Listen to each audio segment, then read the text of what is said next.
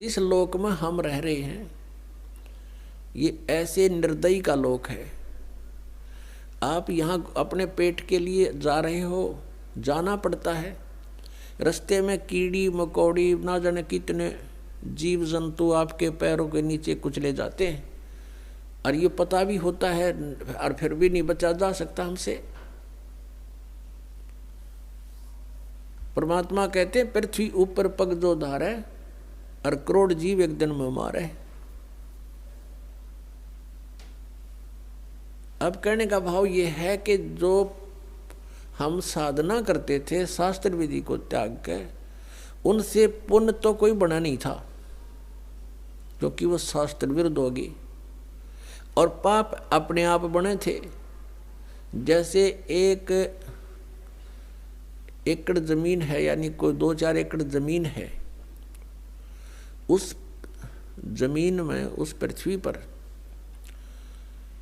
यदि उस जमीन से हम कुछ लाभ लेना चाहते हैं, जैसे कणक उगाना चाहते हैं, गेहूं चना बाजरा ज्वार कोई भी फसल हम बनाना चाहते हैं, तो उसके लिए हमने एक विशेष प्रयत्न करना पड़ेगा। वो घास पहले वाला काटना पड़ेगा, उसमें कोई झाड़ बोझड़े उग गए हैं, वो काट काट के बाहर करने पड़ेंगे, और फिर हल से ट्रैक्टर से यानी परिश्रम करना पड़ेगा और पैसे लगाने पड़ेंगे।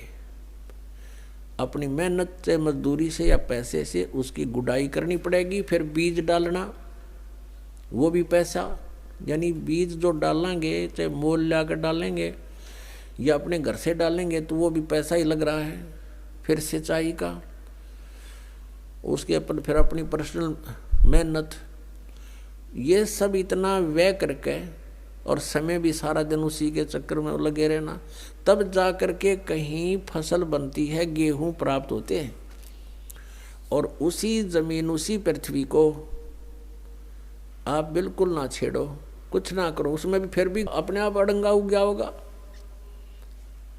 अपने आप इतना कुबाड़ उसके अंदर उत्पन्न हो जाएगा, वो दिखे भी नहीं पृथ्वी है यहाँ पर, तो वो यूजलेस है। तो पुण्यात्मा, वो घास तो आप पे बन गया, वो अड़ंगा कुबाड़ तो आप पे उग गया, और फसल बनाने के लिए कितना प्रयत्न करना पड़ा, और वह भी फसल हुआ तो वरना भी हुआ।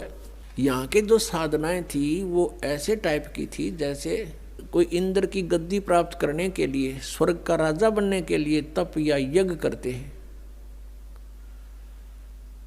तो उनकी यज्ञ या तपों को खंड करवा दिया करता था वर्तमान राजा इंद्र। क्योंकि यहाँ राजनीति चलती है, धर्म नीति नहीं चल सकती। धर्म नीति तो परमात्मा के चरणों में आने के बाद हम राज्य की इच्छा त्याग कर ही धर्म नीति को पर चल सकते हैं, उसको सफल कर सकते हैं। तो इंद्र अपनी राजनीति के आधार से कि कहीं कोई तेरी गद्दी प्राप्त करने की योग्य कोई ऐसा धार्मिक अनुष्ठान ना कर ले, तो उनको खत्म करवा देता था, किसी ना किसी कारण से खंड करवा देता। तो वो समझ ले, जैसे किसान यहाँ पर खेती तैयार करता है, ओले आ गए या वर्षा फ्लड आ गई, हो गया नाश बने बनाए का, या आग लग जा बनी बनाई फसल गेहूँ का। तो यहाँ कहने का भाव ये है कि इतनी मेहनत के बाद भी आशा नहीं कि घर आ जाएगी, और घर आती है तो कितना प्रयत्न, और वैसे उसमें अड़ंगा वैसे उग गया उस जमीन में। तो ये हम जिस लोक में रह रहे हैं, ये ऐसा स्थान है कि हमने अगर पुण्य करने पड़ेंगे इस शरीर से, तो मेहनत करनी पड़ेगी, काम भी छोड़ना पड़ेगा, 10 रुपये भी लगाने पड़ेंगे, तब हम पुण्य प्राप्त कर सकते हैं। और साधना हमारी शास्त्र अनुकूल हो, शास्त्र विधि को त्याग कर मनमाना आचरण ना हो, तो तब हमें पुण्य मिलेंगे, और पाप बराबर में लिखे जाएंगे। पाप अलग लिखे जाते हैं, पुण्य अलग लिखे जाते हैं। जब तक हम कबीर परमेश्वर की शरण में नहीं आते हैं, परम संत के माध्यम से, तब तक हम जो साधना करते हैं, चाहे वो शास्त्र अनुकूल भी क्यों ना हो, तो भी हमारी दोनों लिखे जाएंगे, पुण्य न्यारे पाप अलग, और दोनों ही हमें प्राप्त होंगे। अधिक जानकारी के लिए जगत गुरु तत्वदर्शी संत रामपाल जी महाराज द्वारा लिखित पवित्र पुस्तकें ज्ञान गंगा, जीने की राह बिल्कुल निशुल्क मंगाएं। अपना नाम, पूरा पता हमें व्हाट्सएप करें।